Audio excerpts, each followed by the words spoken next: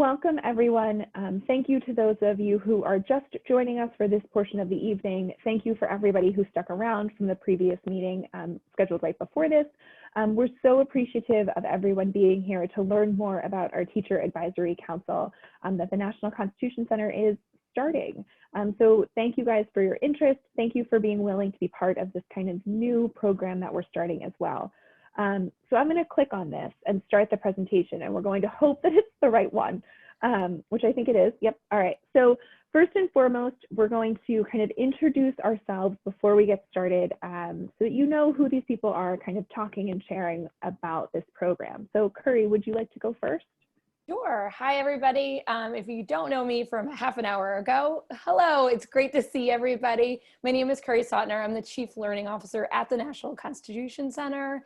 I oversee all the educational programs that we do on-site and online. And it's really exciting to be engaging with teachers in this way for this new Teachers Advisory Council. We've been working with teachers for the 15 years that I've been there and even before that. And now we're just bringing it bigger and broader throughout time. So I'm going to do a quick intro and turn it back to Sarah. All right. Well, hello, everyone. I'm Sarah Harris. I'm the Manager of Education at the National Constitution Center. I've been there for about a little over 2 years. And prior to that, I was a classroom teacher. I taught freshman history for about 4.5 years at a high school in Burlington, New Jersey. So my role at the center is to kind of facilitate some of the programs that we have that we're going to mention today, and to kind of be a part of this group, helping in any way that I possibly can. So you will be, chances are, emailing me a lot, talking to me a lot. So, you know, it's nice to see everybody.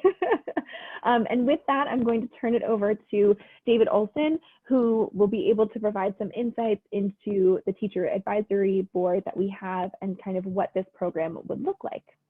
Absolutely. I'm very happy to see all of you here. I know I recognize at least a handful of names that are here from other places I've seen you in the civic education world. So it's wonderful to see you on Zoom. It'd be even better to like see you in real life someday.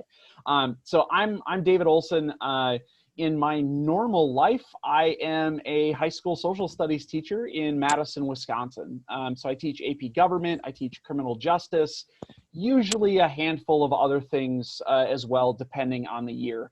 And I've been working with the National Constitution Center for the last 3 years as part of their Teacher Advisory Board. So Sheila, who's also in here with us tonight, she's another member of the Teacher Advisory Board.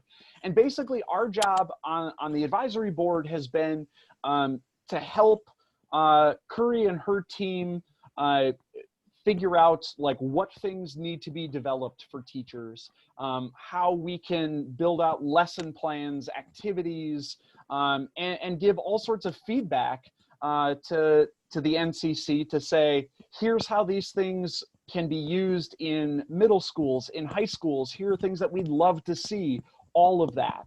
And really what we're talking to you about tonight is an offshoot of this, an extension of the Teacher Advisory Board, where we're looking to bring in a broader group of teachers, middle school and high school, people who teach government, people who teach history, people who teach English or special ed or ELL, and say, hey, we need even more feedback about the things that we're trying to do at the National Constitution Center and the way that we're trying to reach teachers. So as a member of the Teacher Advisory Board, and then Sheila was giving me a hard time for 3 lines of a bio, I do work in civic education for a number of different groups. So like Jen, who's with us tonight, is another member of the iCivics Educator Network. I'm sure many of you are involved in like your state social studies council or things like that.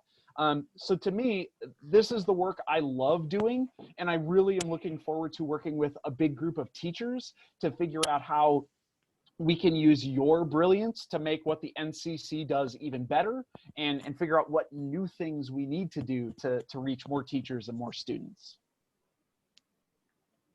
Awesome, Dave, thank you so much. And we also have another member of our team here. We have Madison. Madison, would you like to take a minute to introduce yourself as well?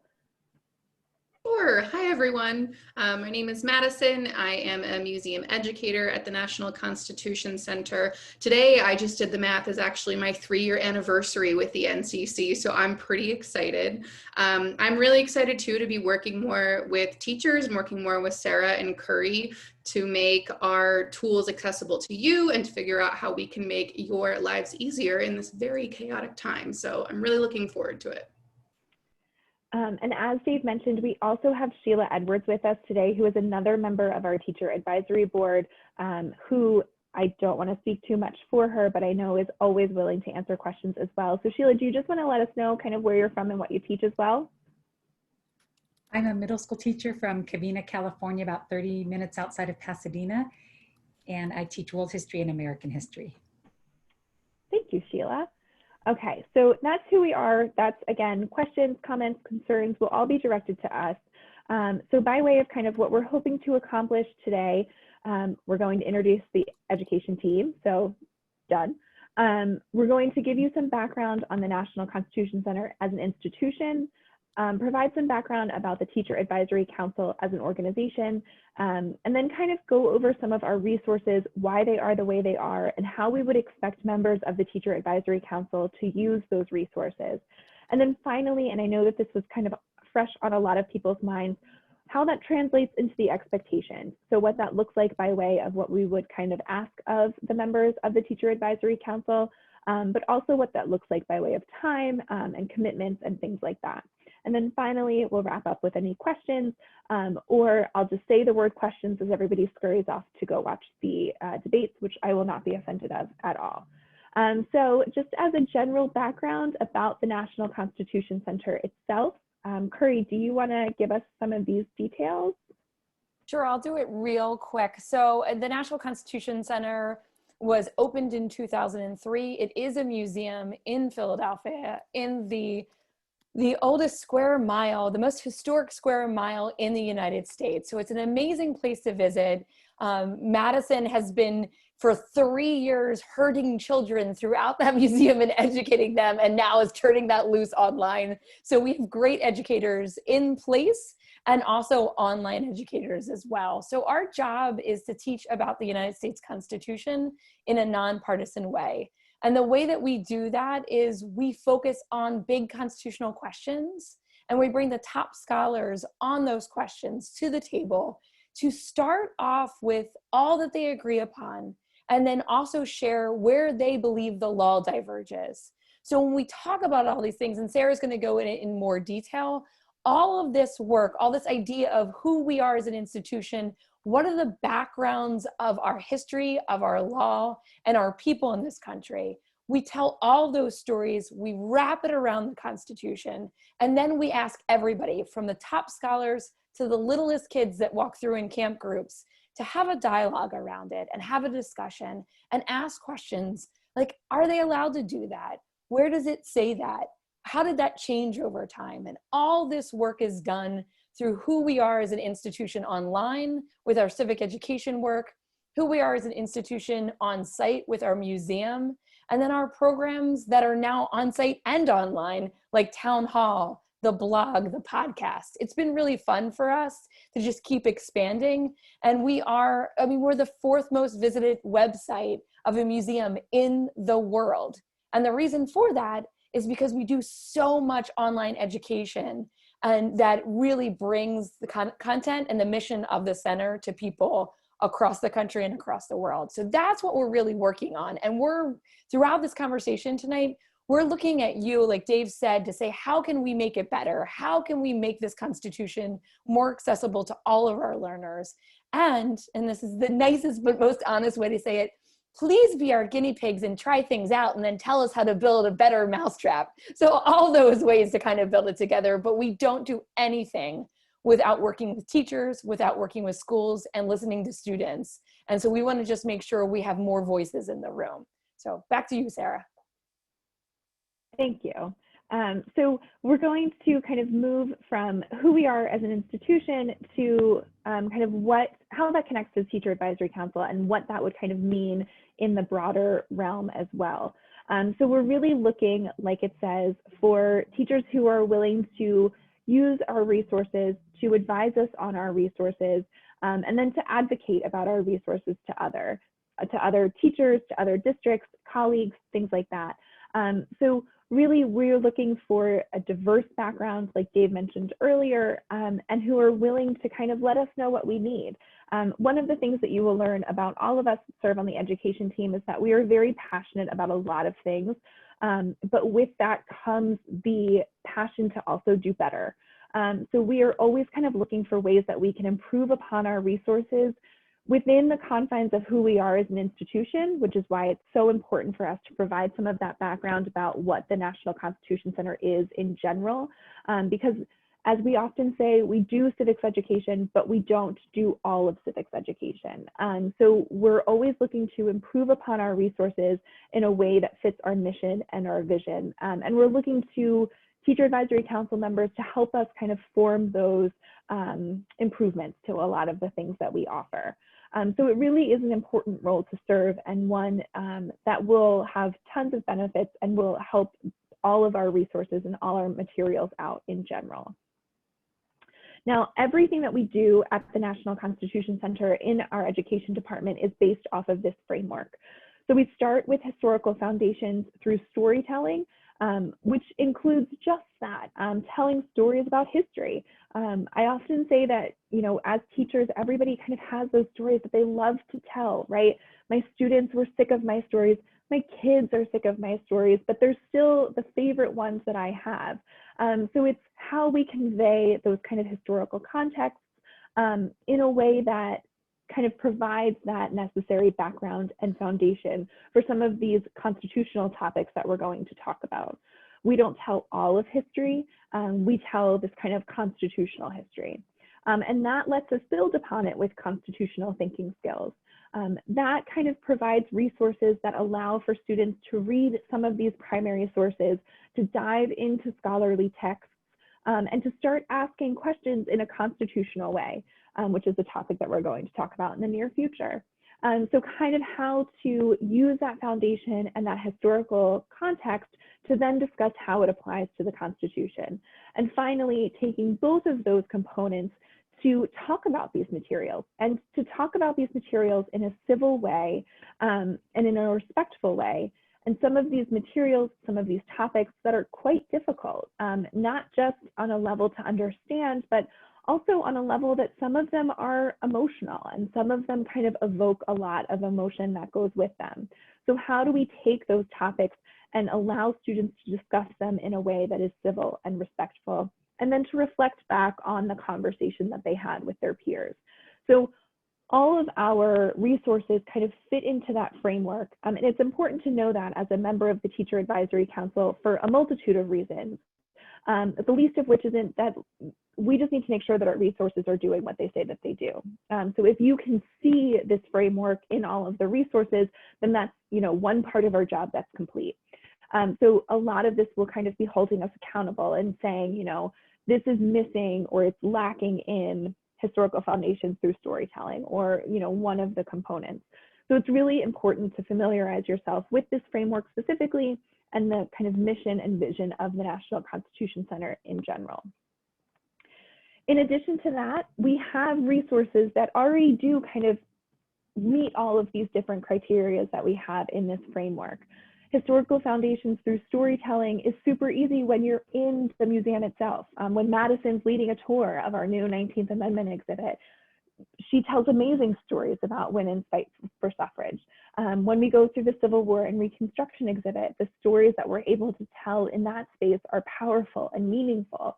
But unfortunately, not everybody can come to our museum, and not just in a time of a global pandemic, but just in general. So how do we provide the tools that teachers need to tell those stories in their classrooms in Wisconsin and Iowa and New York or wherever they happen to be in the country?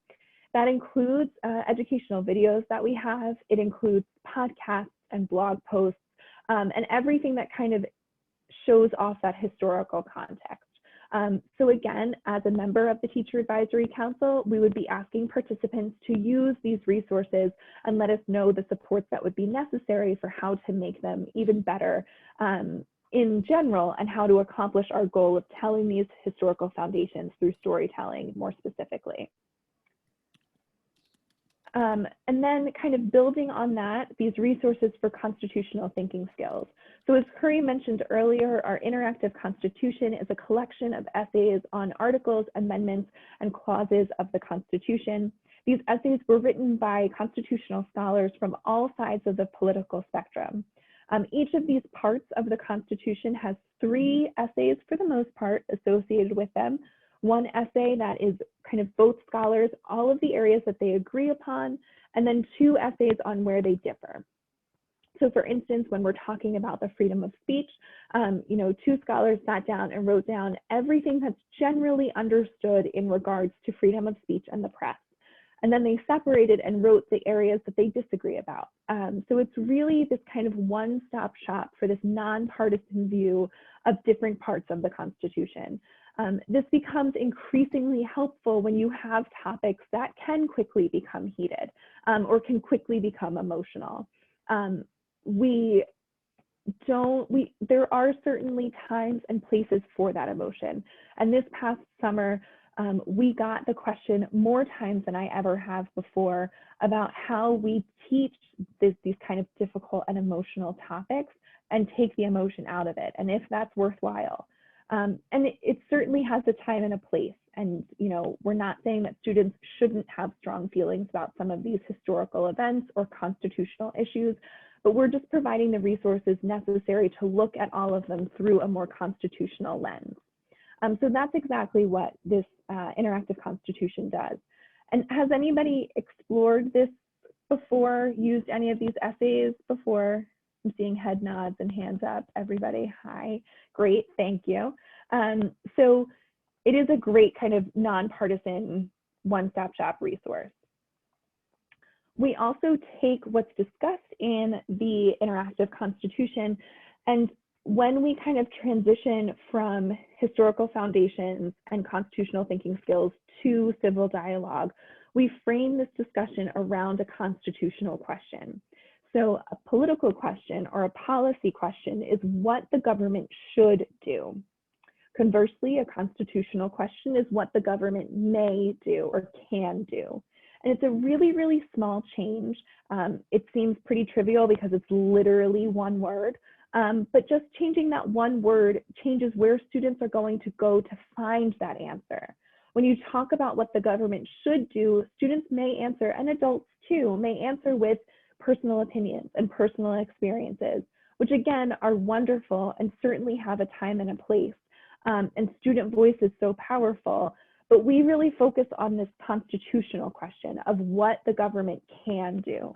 And instead of searching for personal opinions and personal ideas and experiences, you're now asking students to go to, surprise, surprise, the Constitution itself, to founding documents, to scholarly works. So that one question is going to make the transition to civil dialogue a lot easier because you're already kind of taking that component of a dialogue that could kind of change the scales from discussion to debate. You're taking that out of the fray a little bit. And again, these are things that we will ask Teacher Advisory Council members to check us on, to help create some of these constitutional questions, to make sure that we have solid constitutional questions that will yield a solid discussion in a classroom. One of the other examples that we tend to use here is a policy question would be, should the government create an income tax? A constitutional question would be, can the government create an income tax?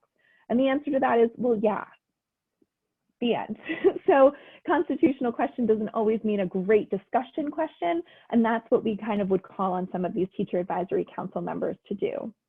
Curry, is there something you wanted to add? Yeah, I just wanted to add, one of the things I love about this class and kind of like setting this framework up with the kids is even our younger students online, they were 4th and 5th graders, were easily jumping into like hard constitutional law. So sometimes we think that this is for the lawyers or the high school or the AP kids. But I was watching 4th and 5th graders basically debate time, place, manner. They're like, well, is it a public school? Is it like, and I was like, oh, they're doing time, place, manner. Like that's what they're doing. They may not have that framing like a constitutional lawyer, but they were doing the same work.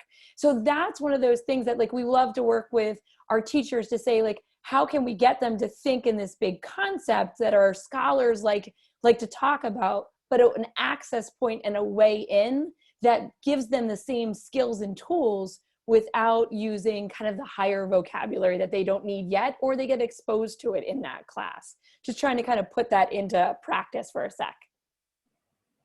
Awesome. I just kind of scanned through the chat as well. Was there anything there that I should address, that I should answer, that anybody else wants to address or answer? I don't need to be the one that does it. David, is that a no for me? I would just say if Curry or Sarah, if you have an answer to Lori's question about the federalism this week, oh, you're on it. Okay. Way to go. Okay. Thank you. Okay. So again, kind of bridging that gap between historical foundations and constitutional thinking skills through civil dialogue and reflection. So not only do we provide the resources for those first two frameworks, or first two parts of our framework, excuse me, but we also have resources on how to implement civil dialogue in your classroom. So this still photo on the slide is from a video that we have of Justice Breyer, who came to the National Constitution Center in 2015. A local high school student asked him if the Supreme Court justices ever argue, and his answer has framed this video clip in such a way that provides not only insight into the Supreme Court in general, but also gives us a great list of norms for any classroom when they're participating in any type of activity, especially civil dialogue. So we try to make sure that if we're going to kind of have this framework, that we provide resources available for all parts of it. So this civil dialogue and reflection part is key in a lot of our lesson plans and resources as well. Now, that's kind of the theory behind it, right? That's in like best case scenario, everything includes all three parts. All teachers are able to use all three parts as written every single day in their classroom. And we know that that doesn't necessarily happen. So we try to provide these kind of programs that kind of inherently incorporate all three parts of this. And one of the more recent programs that we've developed that does that are these scholar exchanges. And just, I'm gonna kind of increase my view a little bit, but just raise your hand if you've participated in a public or a private scholar exchange, either this spring, last spring, or this fall. Awesome, thank you guys, great. So they come in two different parts. A public scholar exchange is open, quite literally, to the public. So there's a middle school session and a high school and college session that are available on Mondays, Wednesdays, and Fridays. We have scholars from the National Constitution Center talk about these big constitutional ideas, and students get to have kind of interactions with their peers from across the country. This week's topics are, it's federalism, like we said in the chat, and every week has its own topic. These sessions are recorded. They're also streamed to YouTube. So if you have some kind of issues using Zoom in your school district, we try to provide the supports necessary to help you with that. But they all are recorded and then posted on a recorded scholar exchanges page on our website. So if it doesn't happen to fit in with your curriculum or your time frame right now, you're still able to take advantage of those programs. In addition to the public scholar exchanges, we also offer private scholar exchanges, which are incidentally the same thing, just are adapted to kind of fit the schedule of the teacher a little bit more. So for instance, if you only have a 35-minute class period or you have an hour class period, we can work to make sure that the scholar exchange fits that time frame as well. This only includes your specific class. A scholar, who in this case normally means a lawyer or a judge from somewhere around the country, and me, who serves as your moderator. So those sessions are a little bit more one-on-one, but the students certainly don't get that kind of experience of their peers from around the country as well. So there's definitely kind of perks to both of those types of programs too. The private scholar exchanges are scheduled on Tuesdays and Thursdays, and it's worth kind of noting that not only do these programs include all of our framework but they are also included in the expectations for a teacher advisory council member. So just kind of hold on to these a little bit too. And good note about the private exchanges that I was sharing in the last group. I just want to make sure I share it again.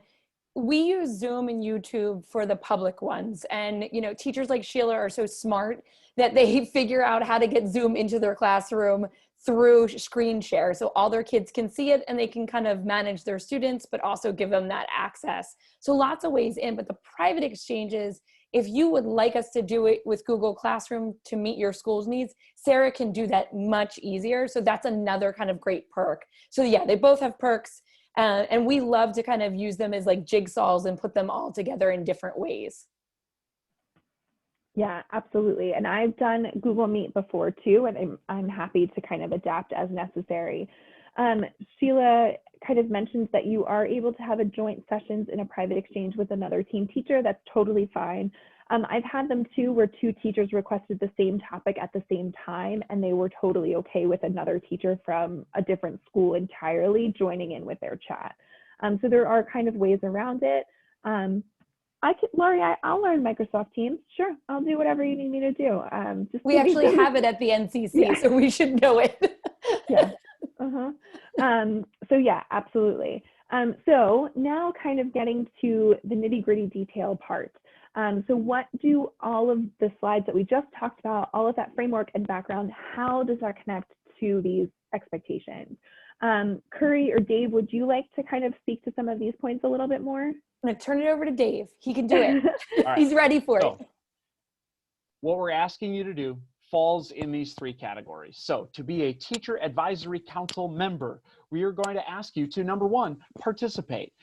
Be involved in some of the programs. So be they scholar exchanges, be they the private exchanges, those sorts of things. We want you to do it with your students. We want you to experience it. And then we want your feedback about how has it gone? What tweaks do we need to make? What other topics do we need to look at in future years or months down the road? We also then need you to advise us. Help us as we are creating lesson plans, videos, podcasts. What supports do we need to create for things like the interactive constitution or some of the other interactive materials that NCC has? And I know this is especially where like middle school teachers or people who are going to use this with ELL students or special ed students, these are a lot of the supports that we don't have. And you know, we can't go back and rewrite what scholars have written about the First Amendment, but what we can do is work with all of you to figure out what supports are needed to help students access those materials. So we need you to advise us and help us to do that. And then we need you to advocate on our behalf. So that might be things like posting on social media, retweeting things from the National Constitution Center, sharing this in teacher Facebook groups, participating in social studies chat or other places where teachers meet and come together. So you can say, I work with the NCC, they have these great materials, they are responsive to teachers. Here's something new that they just created, or here's something I've been using for years that's amazing, okay? Or you might tell us in the advise portion, here's something I've been using for years and it's not quite amazing. Here's how it can be better. Those are the things we want to hear from you. It may also extend to things like doing a presentation sort of like this at a regional conference or to your department or your school district. I know I've given the NCC spiel, here are the tools from the NCC at the Wisconsin Council for the Social Studies Conference a couple times. Last year, I drove over to Minnesota and gave it there. It's a lot of fun to tell other teachers, here's how to use these tools. And so we're looking for people. I mean, heck, if we meet our goal of having, 200 plus teachers who are involved with us, ideally there's somebody in every state who's helping spread the word and as Jennifer put there, the gospel of the NCC, helping explain to teachers, here are tools that you can use to help students tackle what look like really tough issues with the Constitution, but to find ways to do it and to help students learn about civic education and about how they can connect to their government, their society, other people. Boom, I'm in, I'm out. And it's, sorry, I panicked and I accidentally moved the slide forward before sharing this comment, but one of the things that's worth noting is we had a couple of teachers in a previous session ask about the social media posts. And what you guys will find out once we kind of end this meeting is that I do not have a Twitter presence. I am not on Twitter. So if you do not have, oh, I get it. If you do not have a social media presence, that is totally fine. And it will not be required for you to create anything. It might be required of me, but it's not going to be required of you. We may shame you just a little. I know. Totally fine. But please don't get kind of shied away from it because of that requirement. Just like David said, we would, just ask you to kind of speak on our behalf in other situations that doesn't include social media. So don't kind of see that and worry if you do not have a social media presence. That's totally fine. So I know when I look at groups like this and their educational institutions who say like, oh, we'd like for you to help us, blah, blah, blah, blah, blah. As a teacher, as a very busy teacher, I want to know, like, what does that mean? What do you actually want me to do? What does this commitment look like? So we did our best to like actually put this out there, put some numbers on it. So we're hoping by the time we get to November, December, to be holding some monthly meetings where we can say, here's what's new from the NCC. Here are places where we need your help. Here's stuff that's coming up. So we want you to attend at least 4 of those throughout the year. We would love you to participate in 4 or more scholar exchanges throughout the year. And I know Curry already put like, here's what is coming up. There may be more, and Curry will be the one, she can speak to that, but there's plenty of opportunities, especially if you're looking also at private exchanges where you're like, hey, come just talk to me and my students. That's a great way to hit that. And then social media, we're talking twice a month. But again, if you're like Sarah and you're, in social media wasteland, then what we're asking is, how can you help spread the word in some other way? And we'll work with you on that. These are also things where like, if it comes to this time next year and your calendar year on the Teacher Advisory Council is nearing completion, and we're like, you had 22 social media posts. Guess what? We're not policing it like that. Essentially, we put a number on it because we say we want you to be engaged, and we'd love for you to be engaged throughout the year as we have stuff that we want out there, and hopefully we want to reach teachers all throughout the year, whether it's now when they're just starting, in the middle of the year, over the summer where they're learning new things. There's plenty of times where we can reach teachers and tell them about the great things that NCC does. Yeah, and the biggest thing for us, just to kind of wrap this up, and I just sent a link in there, you can see all 3 types of exchanges. We really want groups of teachers out there working with their kids, testing all of our products and giving us that feedback and helping us build those tools to make them more accessible. And it is, we have a year-long plan for the exchanges, for the public and the private exchanges. We have, the great scholars coming in all different levels. So it will feel like less than you think. But Dave's right. We really want you to test it out. We want you to give us a feedback, and we want you to be a part of this larger community. So we will be looking at those meetings, those virtual meetings over the course of the year, to be meetings where we're not just picking your brain and getting feedback from you, but that you're also building community with each other, and that we're bringing in experts that can kind of help us all raise the bar. So when we bring in, an election expert to help us all teaching the election, that's going to help all of us together build our tools better, build your classroom better, and get more out of it. So we really do want this to be a symbiotic relationship where you're getting so much out of us, but we are building better products for other teachers as well.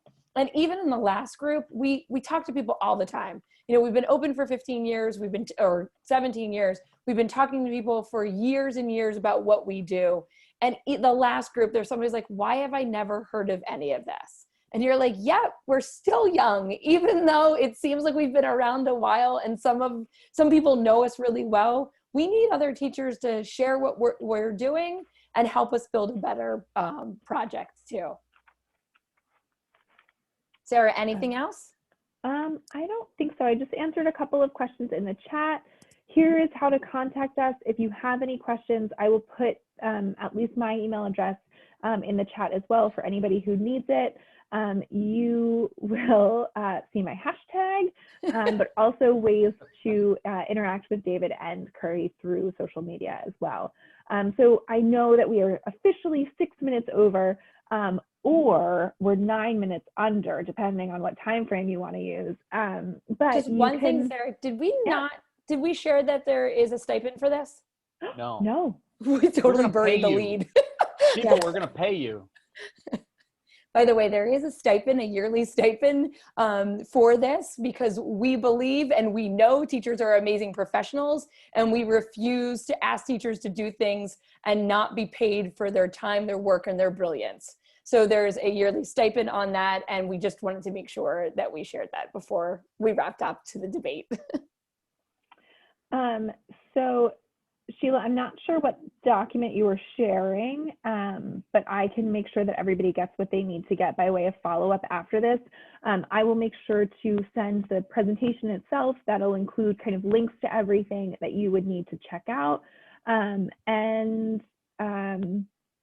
Next step, Stephanie. So I'm sorry. Question. Yeah. So we are looking for mostly middle school and high school teachers and some college teachers as well.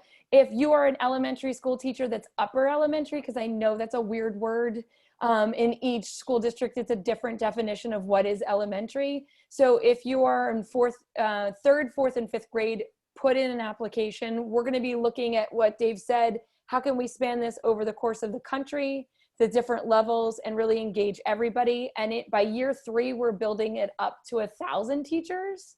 So it might not be that we need as many elementary school teachers in year 1, but by year 3, we might be finally ready to take on the elementary school level for constitutional questions, and we will need you in the hopper.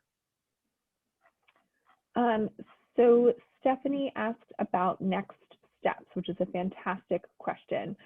If you have not done so already, please feel free to complete the, I just sent that to Stephanie. Please feel free to complete the survey, the application for the Teacher Advisory Council. I put the link for it in the chat if you have not already done so. I know that some people were kind of waiting till their questions were answered to fill that out. We are going to use the month of October, which surprisingly is, Thursday, to review some of those applications, to go through them, and then to send out notifications regarding applications kind of during the month of October, wherever that may fall. We're looking to start those monthly meetings, obviously, as soon as we possibly can. So we want to make sure that we're giving everybody enough time, not only to kind of process what we talked about today and complete the application, but then us enough time to go through it and then kind of start the programming itself. So that link is there if you need it. That is everything that we have, right? Can I get a thumbs up from the NCC crew? All right. If you have any questions, please feel free to stick around. I'm going to stop the recording